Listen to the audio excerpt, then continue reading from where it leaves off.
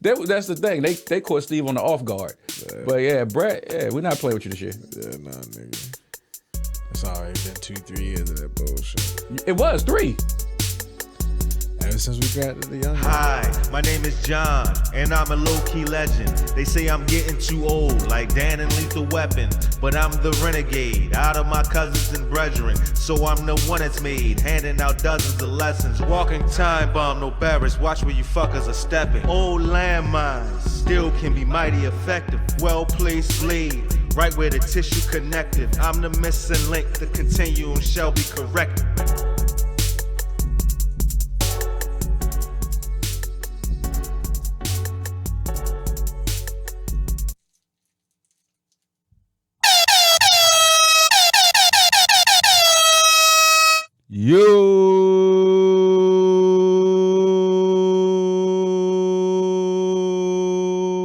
Welcome to the next installment of the Low Key Legend podcast with your boy Bruce John Roy, aka John Mickens, and my man Ricky Rockets, aka Rax Too Smooth. What's going on? What it is, baby? What it is? And Will Comedian. What it do, baby?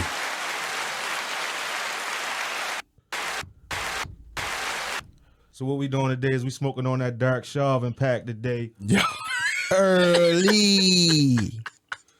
This what happened when I walk in the studio late, yo. Early, yo. We smoking on that Chauvin pack. What I'm it is? smoking on that Derrick Loke tonight. But I'm gonna have to let you know is that zona. That Chauvin pack is that zona, yo, because them charges was trash. Even though they got what they can get, them charges was trash. But they got all 3. They got all 3. We smoking on that Chauvin pack. Early, man. Yeah, them charges carry up to $4 dimes. Yeah, but they're gonna run them. They're not gonna. They're gonna run them concurrent. They're gonna run them concurrent instead of consecutive. And he's gonna get the low end of whatever the conviction is on that. Because first of all, the low end 12. They gonna treat him as if he was a regular citizen. You know what I mean? Not as a regular citizen. They're gonna treat him as a person that has never committed a crime before. Because this is why they didn't let him get on the stand, because his past was gonna get questioned once he got on the stand himself.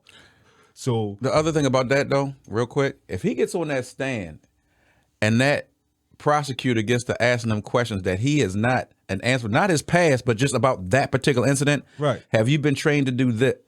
Example, when the little dude got shot, what was his name? Derrick, the one that got shot in Minnesota, like right up the street from there, and they pulled him over for his tags, but he had like a bullshit. Dante. This the taser situation? Yeah. Right. So the taser happened in Minnesota? Yeah, it was up the street. Yeah, down the street. Like, so, 10 miles down the street. So the thing was, when the police chief was questioned, they questioned him and said, hey, are you aware that you're not supposed to be pulling people over for bad tags because of the COVID situation and the DMV situation? He said, yes. He said, well, is your department aware? He said, yes. He said, well, then why did they pull him over? No further questions, because he don't have an answer. So Chauvin gets on the stand and he goes with that line of questioning, like, did you know this, or where was your training, and what was this?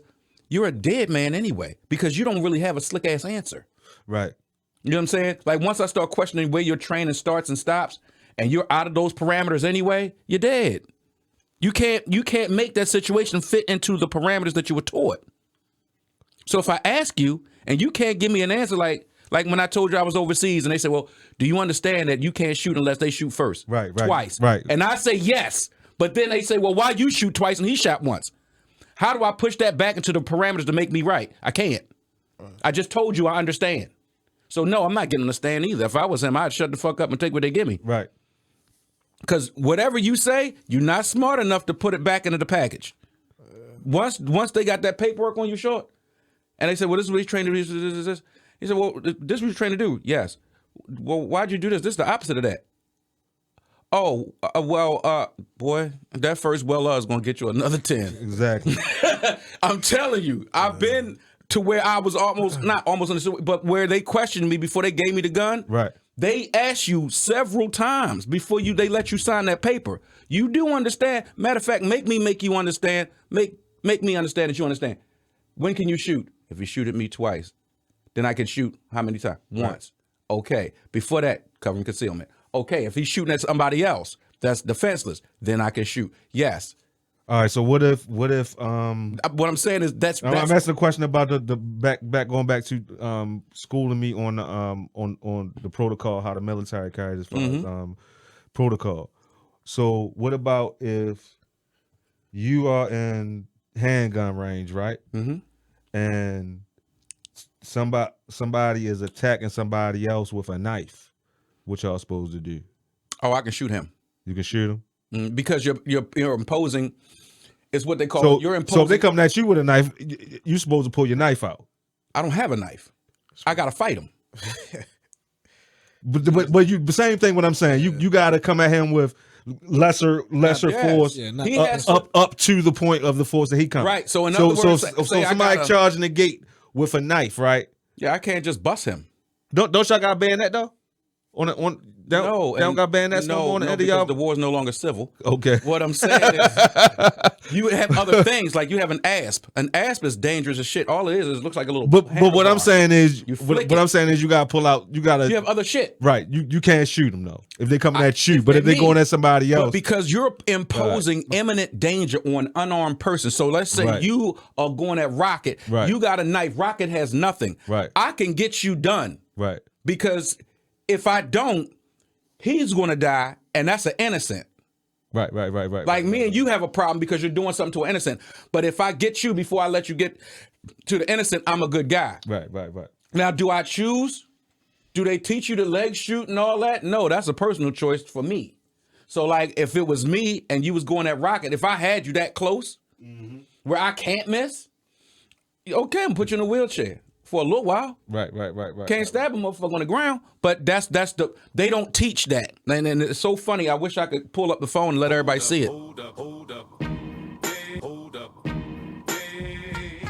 Before we keep on going, I know we like speeding through it and jumping through all of these different situations, but all of them are intertwined. So the jumping through it is leading back to the same thing. So keep it moving, bro. What I'm saying is we're not taught. When you go into that range, right, you get graded on game-winning shots. Right. You know what I'm saying? That's where the numbers are here. The 5 is here. The 5 is here. The 5 is here. That's where they're teaching you to shoot at. Anything below that, I might not pass the test. Right. I know exactly what you're saying. So what I'm saying is when you out there on the scene, right, that's your choice to shoot below the numbers. Because really, you only taught to go here or here. Right. Or there's a 5 here.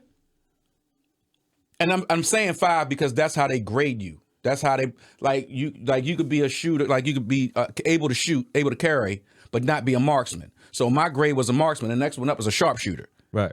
That's a sniper. I'm one below him. And that's only because I missed one shot because the motherfucker was talking to me.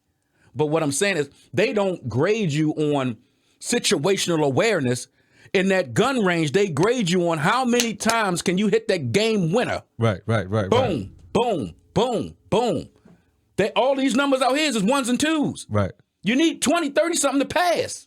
Yeah, plus I can't rib shot you and pass. Plus in the situations that you're training for anyway, you're wounding somebody might end up still having you in a losing situation. Yes.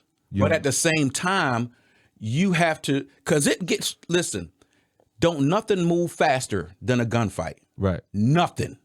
Because once it happened, it's happening. And I'm just going off imagination. I tell you what. Busting back and forth. When you busting back and forth and you on the range and all this shit, they got a test. It lasts 1 minute. It feels like 8 seconds. And it's a shotgun. You got to bang that bitch like 10 times in a minute. Right. While it's beating on you, because your shotgun is unforgiving. Right. But that's how fast you got to do it. When you out there, they want you to be able to bang that bitch 10 times in 60 seconds. You know how many people I can kill with 10 shotgun blasts in a minute? And if I don't kill them, everybody going home with a bunch of bee stings. All of you. Because it does this. It spreads.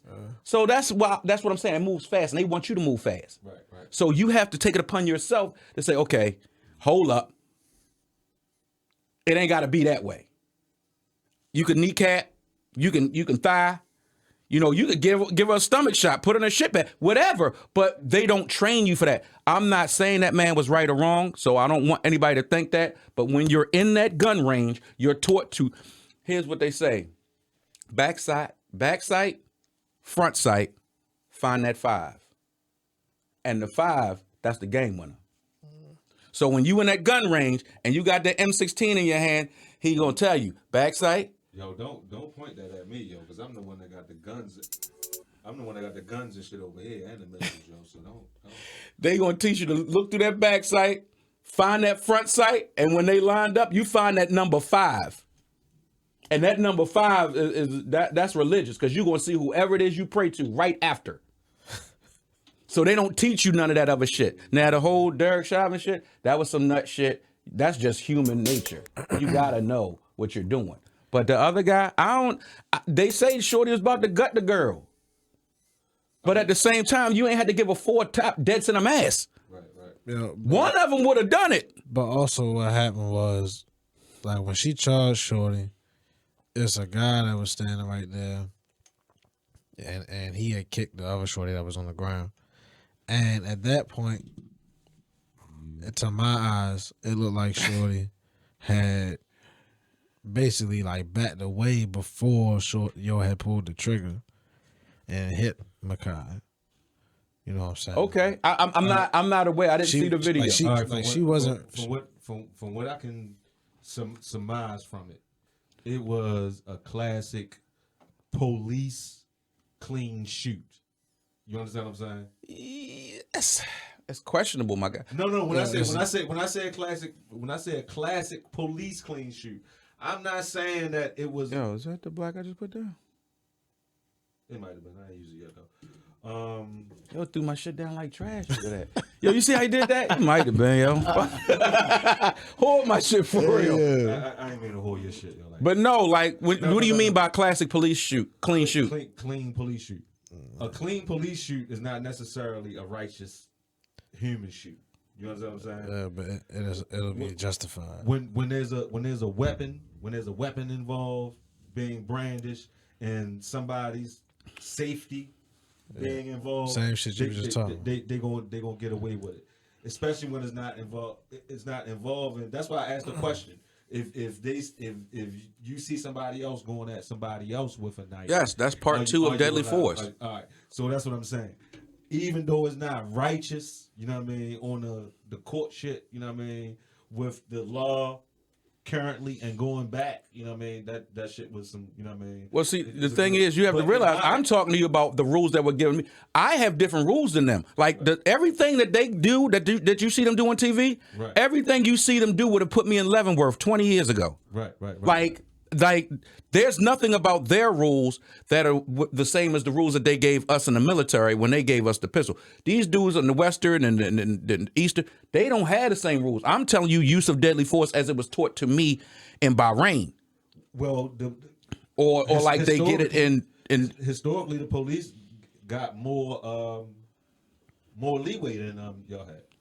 Yes, because the thing is, everybody can cover for everybody at the police precinct. Right. As long as we like you, we'll cover for you. Right.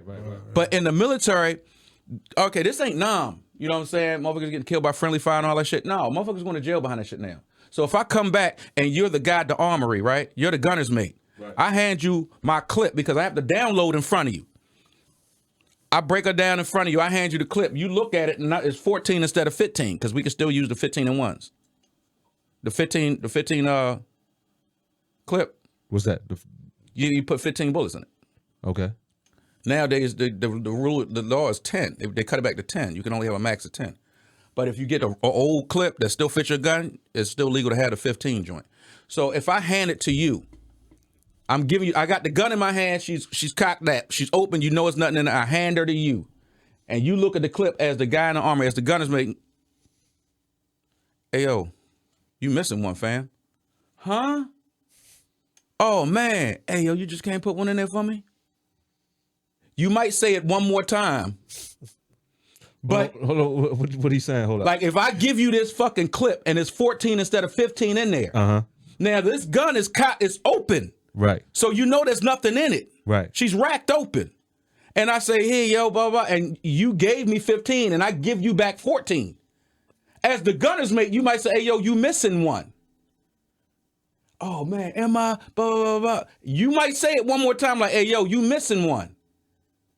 Hey, man, don't worry about it. Hey, Chief, he missing one. Because you don't want to go to jail. Right. Because you don't know where that motherfucker's at. Could be in a goddamn baby's stomach. It could be in a councilman. It could be anywhere. But all you know is you not taking the beef for main man coming back with 14. Right. I know exactly what you're saying.